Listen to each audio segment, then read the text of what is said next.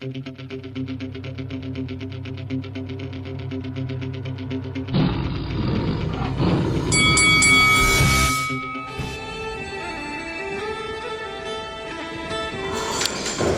is FAISAL card for Lights Out in association with Shamrock Boxing, and I'm delighted to be joined by Mini Mike Stephenson.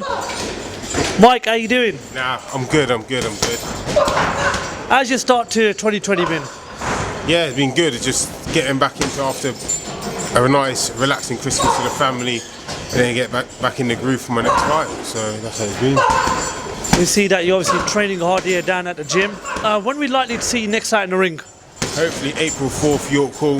If not, speak to my manager, get a date in April, May, and definitely in June in my hometown Bedford. I know that's a certainly date. I want to get one before that to get me warm up for a big June fight.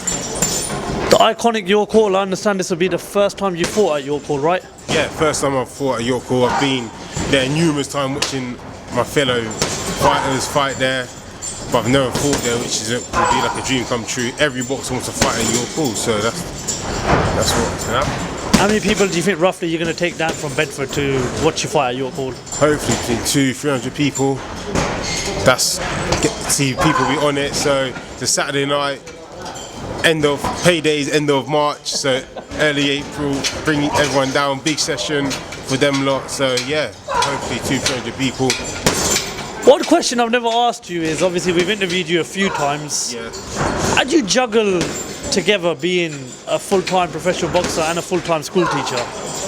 Oh, so literally, wake up in the morning about 5:30, have my first session at 6 o'clock, 6 or 7, go home, shower, then work 8:30 till 4:30, come home, eat, then train 7 till 9. Do that 6 days a week, twice a day.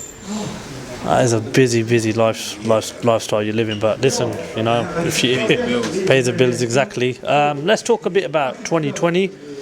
What are the goals for 2020? How many fights are you expecting to have this year? And is this the year that, you know, Bedford's very own Michael Stephenson starts challenging for titles? Yeah, that's exactly what I'm doing. Like you said, for me, it's hard to have 6, 7, 8 fights a year because I'm a full-time teacher. So literally 4, 5 fights max. End of the year, I want to be pushing for Southern Area English at my weight. So yeah. And obviously the one fight that you definitely want to avenge is that defeat to Danny Shannon. You and Merv obviously train together nearly every day. What's the chances of that fight happening sometime this year? So last year I sent him a message. I'm like, let's fight in February, but unfortunately he retired. So he retired. Bless him. But he said he's got family commitments. His kids are younger, so he don't want to miss growing up. Had his last fight against Umar. Got good money for that. So I think, yeah, he's retired. Umar Sadiq? Umar Sadiq? Yeah. Umar beat him. No, Umar stopped him, to be fair. Yeah, okay. Yeah, so literally family life comes first. For me, family and your health comes first. So yeah, good luck to him. Yeah, fair play. Well said, Mike. I mean, I want to speak to you a bit about that defeat, you know. Yeah. What did that defeat teach you? Because I know it's early on in your career, I know you had a bit of an injury going into that fight, but what does the defeat teach, you know, a young boxer starting in the professional boxing game? That literally was a turning point probably in my life. Literally, turning point in my life. Like, that defeat made me realise how much I've got to train to be up there with the people that I want to be up with. And I shouldn't have lost to Danny, but like I said, that was my path to lose, and I revenged that by beating a few top guys after, to be fair. So that taught me everything. Like, I went in there, like, not making excuses. Like, the week before I had a wedding, and I weren't relaxed. I was usher boy to a wedding, which is one of my family's wedding, and I was getting in 3, 4 o'clock in the morning. I was on weights, I was eating what I want, which was bad. But like I said, I took it for granted because, like I said, in the amateurs, everyone I fought, I knocked out. I think, so I thought, you know what, my first debut, I won comfortably, so I thought I'd win the next one comfortably. And yeah, I took it for granted, and from then, I never ever took coming up to a fight for granted again. Train every day running. So that's what I took into it. Fair play to you. Moving on, obviously going forward in your career, you know, you've openly said that this is the year you want to be challenging for, titles, the Southern Area, the English title. It's pretty clear to see what your ambitions are.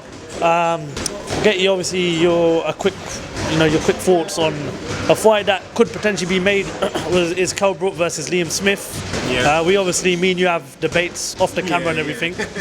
I've asked a few people today about that fight. I want to get your thoughts on it because it's probably the next likely fight for them both. We saw Kell Brook knock out Mark DeLuca on Saturday night. What would your prediction be if Liam Smith fought Kell Brook? I think Kell Brook would be a little bit too strong for Liam Smith. I think that's my opinion. Like I said, Liam Smith's a great fighter. I think, I don't know, it's a 50-50. It is a 50. It's a 50-50. It depends.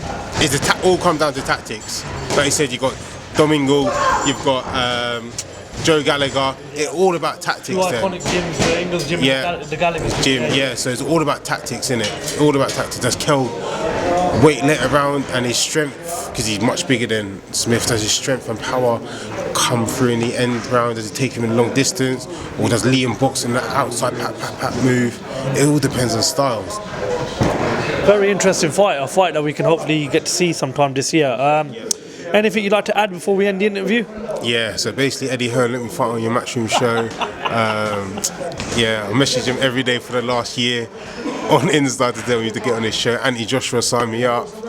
Yeah, that's it really. So that's what I wanted to say. Mike Stephenson, always a pleasure and always a giggle interviewing you. Hopefully we'll speak to you soon, yeah? Cheers. Mike Stephenson, thank you for talking to Lights Out.